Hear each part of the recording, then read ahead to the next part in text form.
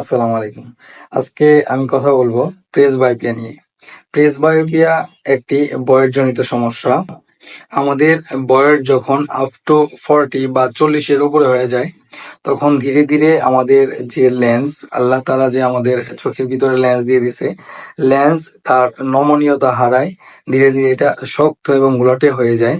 তখন আমরা কাছের জিনিস ঝাপসা দেখি।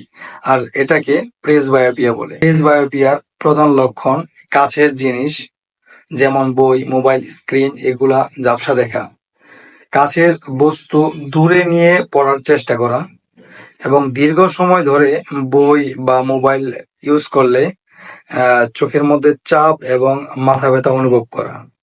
প্রেসবায়োপিয়ার সমাধান প্রেসবায়োপিয়ার সমাধান হচ্ছে চশমা ব্যবহার করা, যেমন রিডিং গ্লাস গুলো আছে, রিডিং গ্লাস ব্যবহার করা, অথবা বাইফোকাল লেন্স বা প্রোগ্রেসিভ গ্লাসের চশমা ব্যবহার করা।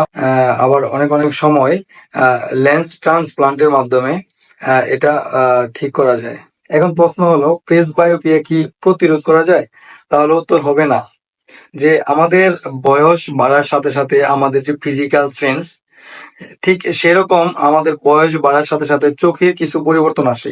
এর মধ্যে ওই যে আমি প্রথমে বলেছি যে আমাদের চোখের যে লেন্স তার নমনীয়তা হারায়, লেন্স শক্ত হয়ে যায়, লেন্সের মধ্যে যে প্রোটিন গুলা থাকে, প্রোটিন গুলো আস্তে আস্তে জমাট বাঁধতে থাকে, আমাদের যে একুমুলেশন পাওয়ার এটা আস্তে আস্তে নিউট্রাল হতে থাকে। তবে কিছু নিয়ম মেনে চললে চোখ সুস্থ থাকে। যেমন নিয়মিত চক্ষু ডাক্তারের কাছে গিয়ে বা কোনো অপটোমেট্রিস্টের কাছে গিয়ে নিয়মিত চক্ষু পরীক্ষা করালে, সঠিক আলোতে কাজ করলে, কুড়ি কুড়ি কুড়ি একটা ব্যায়াম আছে, প্রতি 20 মিনিট পর পর কমপক্ষে 20 ফিট দূরে 20 সেকেন্ড তাকিয়ে থাকা, এই ব্যায়াম এটা রেগুলার করলে চোখ সুস্থ থাকবে।